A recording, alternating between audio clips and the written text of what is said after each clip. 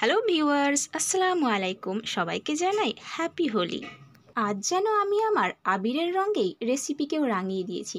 এত সুন্দর একটা রেসিপি করেছিলাম, আর এটা কিন্তু খেতেও অনেক মজার হয়। দোল উৎসব মানে চারিদিকে শুধু রং বেরঙের আবির আর আবির। এত সুন্দর লাগে দেখতে, লাল, সবুজ, নীল, হলুদ, কত রকমের। তাই আজ আমি বানিয়ে ফেলেছি একদম নতুন ধরনের হোলি রেসিপি। তো বন্ধুরা, পুরো ভিডিওটা অবশ্যই দেখবেন, আপনাদের অনেক অনেক ভালো লাগবে। আর ভালো লাগলে অবশ্যই একটা লাইক আর সাবস্ক্রাইব করে দেবেন। তো বন্ধুরা, এই রেসিপি করার জন্য কিন্তু খুব বেশি উপকরণ লাগছে না। দেখতেই পাচ্ছেন এখানে আমি 200 গ্রাম সুজি নিয়েছি। এরপর নিয়ে নিচ্ছি, যেই বাটি সুজি মেপে নিলাম, 1 বাটি সুজি, তার হাফ বাটি আমি ময়দা নিয়ে নিচ্ছি। ময়দাটা নিয়ে নেওয়ার পরে এখানে দিয়ে দিলাম একটা বড় চামচের 2 চামচ গুঁড়ো দুধ। গুঁড়ো দুধটা দিয়ে দেওয়ার পরে এখানে দিয়ে দিচ্ছি স্বাদ মতো চিনি। আপনারা আপনাদের স্বাদ অনুযায়ী চিনিটা ব্যবহার করবেন, মিষ্টি কম বেশি যার যেটা ইচ্ছা বাড়িয়ে কমিয়ে নিতে পারেন। এরপর শুকনো উপকরণগুলো আমি প্রথমে খুব ভালো করে মিশিয়ে নিয়েছি। মিশিয়ে নেওয়া হয়ে গেলে গরম দুধ অল্প অল্প করে দিচ্ছি। সুজির এই মিশ্রণের ওপরে পুরো দুধটা আমি একেবারে ঢেলে দেবো না, হলে ব্যাটারটা একদম পাতলা হয়ে যেতে পারে, তখন আর ভালো হবে না এই রেসিপিটা। তো একটু একটু করে দুধ দিতে থাকবো। আর এবার ব্যাটারটা আমি রেডি করে নিয়েছি। দেখতেই পাচ্ছেন অনেকক্ষণ কিন্তু ফাটিয়ে নিতে হবে। যেহেতু আমি গোটা চিনি ব্যবহার করেছি, তাই খুব ভালো করে ফাটিয়ে নিয়েছি। প্রায় 5 মিনিট মতো ফাটিয়ে নেওয়ার পরে এখানে দিয়ে দিলাম একটা ছোট্ট চামচে 1 চামচ বেকিং পাউডার। বেকিং সোডা কিন্তু ব্যবহার করিনি, শুধুমাত্র বেকিং পাউডারই দিয়েছি। পরে অন্য একটা উপকরণ ব্যবহার করব। তারপর এটাকে আমি রেস্টে রেখেছিলাম প্রায় 30 মিনিট মতো। 30 মিনিট পর দেখতেই পাচ্ছেন সুজিটা অনেকটা ফুলে উঠেছে। এরপর আমি কয়েকটা বাটি নিয়েছি, 4টা মতো বাটি নিয়েছি। এরপর সুজিটা প্রত্যেকটা বাটিতে অর্ধেকটা করে ঢেলে নেওয়ার পরে এখানে আমি 1 প্যাকেট ইনো নিয়ে এই 4টা বাটির মধ্যে পরিমাণ মতো ইনো দিয়ে দিলাম। তারপরে খুব ভালো করে আমি মিশিয়ে নিয়েছি। দেখতেই পাচ্ছেন মেশানোর সাথে সাথে কিন্তু এগুলো ফুলে উঠছে। আর এই ফুলে ওঠার জন্য রেসিপিটা অনেক সুন্দর হবে। আর যেহেতু আমি অরেঞ্জ ফ্লেভারের ইনো ব্যবহার করেছি, তাই খেতেও কিন্তু অনেক ভালো লাগবে। খাওয়ার সময় অরেঞ্জের একটা ভালো সেন্ট আসবে, দারুণ লাগবে খেতে। তো সবগুলো মেশানো হয়ে গেলে ইনোটা ভালো করে মিশিয়ে নেওয়ার পরে এখানে একটু ফুড কালার দিচ্ছি। এখানে আমি গ্রিন ফুড কালার দেব।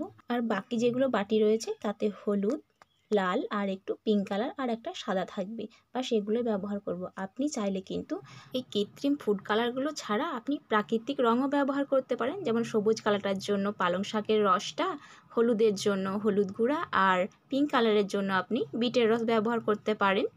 দেখতে পাচ্ছেন সবগুলো কালার কিন্তু আমার রেডি হয়ে গেছে। তবে আমি যদি এখানে ওই সবজির রঙগুলো ব্যবহার করতাম, তাহলে কিন্তু অনেক বেশি সময় লাগতো এই রেসিপিটা করতে। তাই চেষ্টা করলাম ফুড কালারই ব্যবহার করার। আর আমার কাছে রেড ছিল না, তাই হলুদ আর পিঙ্ক মিশিয়ে একটা রেড কালার তৈরি করে নিয়েছি। দেখতেই পাচ্ছেন এত সুন্দর লাগছিল দেখতে। তো বন্ধুরা, বাড়িতে কিন্তু আপনি এভাবে একবার বানাতেই পারেন। রোজ রোজ ফুড কালার খেলে শরীর অসুস্থ হয়, কিন্তু যদি আপনি মাঝে 1-2 দিন খান, তাহলে আমার মনে হয় না যে শরীর অসুস্থ হবে। তাই আমি মাঝে মধ্যে চেষ্টা করি এরকম রং বেরঙের কিছু একটা করার। তো দেখতেই পাচ্ছেন এরকম 2টা পাত্র আমি সেট করে নিয়েছি, আর তেল ব্রাশও খুব ভালো করে নিয়েছি। এরপর আমি এক এক করে একটু একটু করে রং এর মধ্যে দিয়ে দেবো। দেখতেই পাচ্ছেন হাফ চামচ দিয়ে দিলাম হলুদ কালার। এরপরে আমি দিয়ে দিচ্ছি সবুজ কালার। আর আপনি যখন এগুলো ব্যবহার করবেন তখন একটু নেড়ে নেড়েই মিশ্রণটা দেবেন এই পাত্রটার মধ্যে। তো সবুজ কালারটা দিয়ে দেওয়ার পরে এখানে একটু পিঙ্ক কালার দিয়ে দিচ্ছি। মানে সমস্ত কালারগুলো একটু একটু করে দিয়ে ভালো করে আমি সাজিয়ে নেব, যাতে সবগুলো কালার এর মধ্যে ফুটে ওঠে।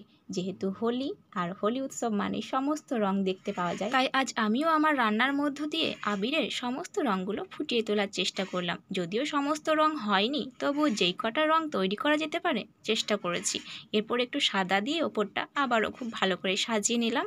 দেখতে পাচ্ছেন 2টা বাটি খুব ভালো করে সাজানো হয়ে গেছে। খুব ভালো করে 2টা পাত্র সাজিয়ে নেওয়ার পরে এগুলোকে আমি ভাপিয়ে নেব। তো ভাপানোর জন্য একটা ছিদ্রযুক্ত থালা অলরেডি আমি ধুয়ে পরিষ্কার করে রেডি করে নিয়েছি। এরপর থালার উপরে আমি এই 2টা পাত্র সেট করে দিয়েছি।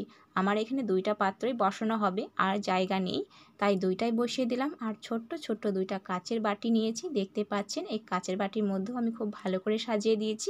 এই ছোট্ট 2টা কাচের বাটিও আমি ওর মধ্যে সাজিয়ে দেবো। তো আগে থেকে উনানে একটা কড়াই বসিয়ে আমি জল ফুটতে দিয়ে দিয়েছিলাম। তারপর একটা স্ট্যান্ড বসিয়ে ওই থালাটা বসিয়ে দিলাম। তারপর ঢাকনা দিয়ে ঢেকে এটাকে আমি রেখে দিলাম। একদম চাপা দিয়ে কিন্তু ঢেকে রাখতে হবে, নাহলে ভাপ বেরিয়ে গেলে এগুলোতে ভাপ আসবে না, আর রেসিপিটা ভালো হবে না। তো দেখতে পাচ্ছেন আঁচটা একদম বেশি রেখেছি। এরপর এগুলোকে আমি ভাপিয়ে নিয়েছি প্রায় 30 মিনিট মতো। দেখতে পাচ্ছেন একদম ফুলে উঠেছে। যেহেতু এগুলো এখন অনেকটা বেশি গরম আছে, তাই একটা খুন্তি নিয়ে আমি এভাবে চেপে চেপে দেখছি ওপরটা হয়েছে কিনা। একদম শক্ত শক্ত হয়ে গেলে এগুলোকে আমি উনান থেকে নামিয়ে নেব। তারপর ঠান্ডা করে আপনাদেরকে দেখাবো এটা কেমন হয়েছে শেষের লুকটা। অনেকক্ষণ ধরে ভাপানোর জন্য প্রত্যেকটা পাত্র খুবই গরম হয়ে গেছে, তাই হাতে যাতে ছ্যাঁকা না লেগে যায় সেই জন্য এই খুন্তি দিয়েই প্রত্যেকটা পাত্র আমি এক এক করে নামিয়ে নিচ্ছি। দেখতে পাচ্ছেন এত সুন্দর লাগছে দেখতে। তো সবগুলোই পাত্র আমি এক এক করে নামিয়ে নিয়েছি। তারপর এগুলোকে আমি ঠান্ডা করতে দেবো প্রায় 5 মিনিট মতো। তো এগুলোকে খুব ভালো করে ঠান্ডা করে নেওয়ার পরে দেখতে পাচ্ছেন ধারগুলো একদম ছেড়ে এসছে। এরপর আমি একটা চামচ নিয়েছি, এরপর ধারগুলো আমি এক এক করে ছাড়িয়ে দিয়েছি। দেখতে পাচ্ছেন খুব ভালো করে ছেড়ে আসছে। ধারগুলো খুব ভালো করে ছাড়িয়ে নেওয়ার পরে এটাকে আমি পাত্র থেকে তুলে নেব, দিয়ে একটা প্লেটে রেখে দেব। দেখুন এতটা সুন্দর হয়েছে দেখতে, একদম খুব ভালো করে কিন্তু উঠে এসছে। এরপর যে বাকি পাত্রগুলো ছিল ওগুলোও আমি রেডি করে নিয়েছি। দেখতে পাচ্ছেন ওগুলো সেম প্রসেসে আমি ভাপিয়ে নিয়েছি। তো বন্ধুরা দেখে নিলেন তো আজ এই দোল উৎসবের দিনে আমি কত সহজেই এই রঙ্গোলি ভাপা রেসিপিটা বানিয়ে ফেললাম। তো আপনিও কিন্তু বাড়িতে অবশ্যই ট্রাই করবেন, খুব একটা ঝামেলার নয়, খুব সহজেই বানিয়ে নেওয়া যায়। তো বন্ধুরা দেখা হচ্ছে নতুন কোনো একটা রেসিপিতে। আল্লাহ হাফেজ।